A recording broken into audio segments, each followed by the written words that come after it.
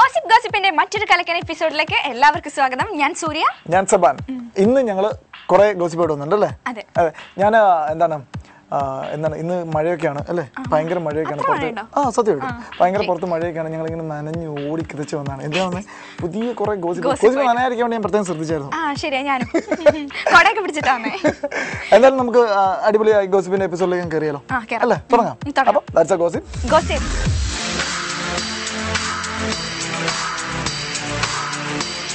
സൂര്യ, എന്തോ നമ്മുടെ ആർക്കെ എന്ന് പറഞ്ഞ ഒരു സ്റ്റാച്ചു എന്ന് വെച്ചാൽ ഒരു പച്ച മാർക്ക് ടാറ്റു. തെറ്റ് പറ്റിപ്പോയി. ടാറ്റു മായ്ച്ചു കളഞ്ഞ ഒരു വ്യക്തിനെ എനിക്കറിയാം. ആരാണ്? ദീപിക പദുക്കോൺ. പക്ഷേ ഇപ്പൊ അവരുടെ പാത വേറൊരാൾ പിന്തുടരുന്നുണ്ട്. ആരായിരിക്കും? നയൻതാര. യെസ്, നയൻതാര ഇപ്പം ദീപിക മായ്ച്ചു കളഞ്ഞു. ഇതൊക്കെ എങ്ങനെ മായ്ച്ചു എന്ന് അറിയാൻ മേലാതെ നയൻതാര വിഷമിച്ചിരിക്കുകയായിരുന്നു. കാരണം എന്ത് പറ്റി?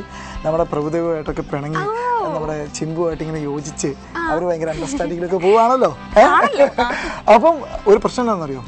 ഈ ഇപ്പം നമ്മുടെ ചിമ്പു നോക്കുമ്പം മനസ്സിന്റെ കയ്യിൽ പ്രഭുദേവന്റെ ഭയങ്കര വിഷമായിരുന്നു ചിമ്പുവിന്. ആ വിഷമം നയൻതാര മനസ്സിലാക്കിയിട്ട് സത്യമായിട്ടും കുറെ ഉറച്ചൊക്കെ നോക്കിന്നാ പറഞ്ഞത്. കല്ലൊക്കെ എടുത്ത് ഉറച്ചു നോക്കി, ആനെ കുളിപ്പിക്കുന്ന പോലെ. എന്തായാലും സംഭവം മാഞ്ഞില്ല. അതിനിടയ്ക്കാണ് നമ്മുടെ ദീപിക പദുക്കോൺ ഇത് മായ്ച്ചു. ലേസർ ചികിത്സ അതുവഴി മായ്ച്ചു എന്ന് പറഞ്ഞ്. പക്ഷെ വേറെ കാര്യം എന്താ? ഇത് ദീപിക മായ്ച്ചു കളഞ്ഞതോടെ ഇപ്പൊ എല്ലാരും നയൻസിലേക്കാണ് നോക്കുന്നത്. പാരീസിലോ ന്യൂയോർക്കിലോ എങ്ങാണ്ട് പോയപ്പോ തിരിച്ചു വന്നപ്പോ എല്ലാരും നോക്കിയത് അങ്ങോട്ട് തന്നെയാണ്. ടാറ്റു കളഞ്ഞോ, സമാധാനായി, അവിടെ തന്നെ ഉണ്ട് എന്നാ എല്ലാരും പറഞ്ഞത്.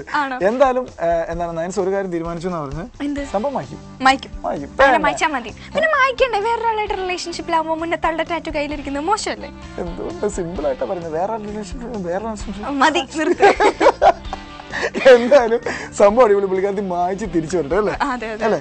അപ്പൊ ഈ സമയത്ത് നമുക്ക് ഒരു നയൻസിന്റെ ഒരു പാട്ട് കേട്ടോ. നല്ലൊരു പാട്ടൊക്കെ കേട്ട് ടാറ്റു ഒക്കെ മായ്ച്ചു വരുന്ന ആളല്ലേ, അത് സന്തോഷിപ്പിക്കാൻ വേണ്ടിട്ട് അല്ലേ? അപ്പൊ നമുക്ക് നയൻസിന്റെ ഒരു പാട്ട് കേട്ടിട്ട് പെട്ടെന്ന്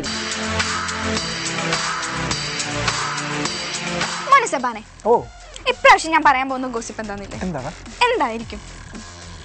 എന്തായിരിക്കും? എല്ലാ പ്രാവശ്യം നമ്മൾ എന്തൊക്കെയാ പറയുന്നത്? ടാറ്റു, ലവ് ഫെയിലിയർ, ബ്രേക്കപ്പ്, അത് ഇതൊക്കെയല്ലേ പറയുന്നത്. ഇപ്രാവശ്യം ഒരു ചേഞ്ചിന് വേണ്ടിട്ട് നമുക്കൊരു പീഡന കേസിന് തുടങ്ങിയാലോ? ആയിക്കോട്ടെ. ആരാ പീഡിപ്പിച്ചെന്നറിയാവോ? പ്രീതി സിന്റനെ പിടിപ്പിക്കാൻ അത്രയും ധൈര്യമുള്ള ആരായിരിക്കും? നമ്മുടെ പഴയകാല കാമുകനാണോ? നമ്മുടെ നസ്വാഡിയ അല്ലേ? പക്ഷെ പുള്ളി സത്യമായിട്ടും പ്രീതി സിന്റനെ പീഡിപ്പിക്കുമോ? പീഡിപ്പിക്കാതിരുന്ന എന്താ പ്രശ്നം? കാരണം എന്താണെന്നറിയോ? 5 വർഷം അവർ തമ്മിൽ പ്രേമിച്ചു.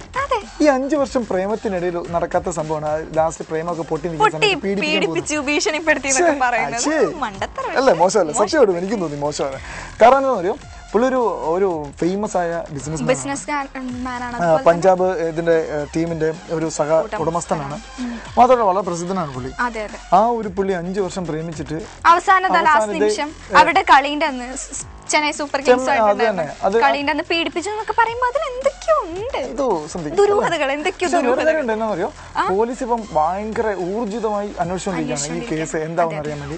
കാരണം പുള്ളി പറയുന്നത് ഞാൻ അങ്ങനെ ചെയ്യില്ല, ഇത്രയും ആൾക്കാരുടെ ഇടയിൽ വെച്ച് ഞാൻ പീഡിപ്പിക്കുമോ എന്നൊക്കെയാണ് പുള്ളി വളരെ മാന്യമായിട്ട് ചോദിക്കുന്നത് അല്ലേ? പാവം പുള്ളിക്കാരൻ പറയുന്നുണ്ട് അങ്ങനൊന്നും ചെയ്തിട്ടില്ല. എനിക്ക് തോന്നുന്നു പ്രീതി സിന്റയ്ക്ക് ഇപ്പൊ മൂവീസ് ഒന്നും കിട്ടാതെ ഇരിക്കല്ലേ, അപ്പൊ ഒരു പബ്ലിസിറ്റിക്ക് വേണ്ടിയിട്ട് മനഃപൂർവ്വം ചെയ്യുന്നതാണോ എന്ന് എനിക്കൊരു ഫീലിംഗ് ഉണ്ട്. എനിക്കും അങ്ങനെ തന്നെ ഒരു ഫീലിംഗ്. കാരണം ഇല്ലെങ്കിൽ മറന്നുപോയാലോ? ഞാൻ തന്നെ ഇപ്പൊ ഈ പേപ്പർ കാണുമ്പോ ഇങ്ങനെ വാർത്ത വന്നപ്പോഴാണ് സൂര്യ പോലും പ്രീതി സിന്റനെ ഓർത്തത്. എന്നാലും നന്നായി. എന്തായാലും നമുക്ക് എന്തായാലും ഈ ഗോസിപ്പ് വൈൻഡ് അപ്പ് ചെയ്യാം. പീഡന കേസ് അല്ലേ? അപ്പം ദാറ്റ്സ് എ ഗോസിപ്പ്.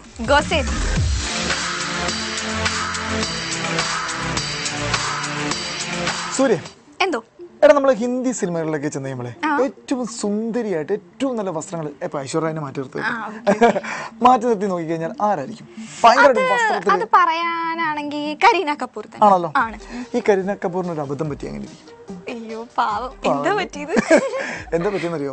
നമ്മുടെ എന്താണ് പുതിയൊരു പടത്തിന്റെ പുള്ളിക്കാരത്തിന്റെ പടമല്ലെന്ന് തോന്നുന്നു. പുള്ളിക്കാരത്തിന്റെ പടത്തിന്റെ പിന്നെ സോങ് മ്യൂസിക്കിന്റെ പുള്ളിക്കാരത്തി ഭയങ്കര സ്റ്റൈലായിട്ട്, പുള്ളിക്കാരത്തി ഡ്രസ്സിങ് അറിയാലോ, ഭയങ്കര ബ്യൂട്ടിയാണ് പുള്ളിക്കാരത്തിനെ കാണാൻ പറ്റുക. അത് ഏത് ഫംഗ്ഷനിലാടാ ഭയങ്കര ആൾക്കാരെ അങ്ങോട്ട് നോക്കി കണ്ണൊക്കെ പുറത്തോട്ട് തള്ളി.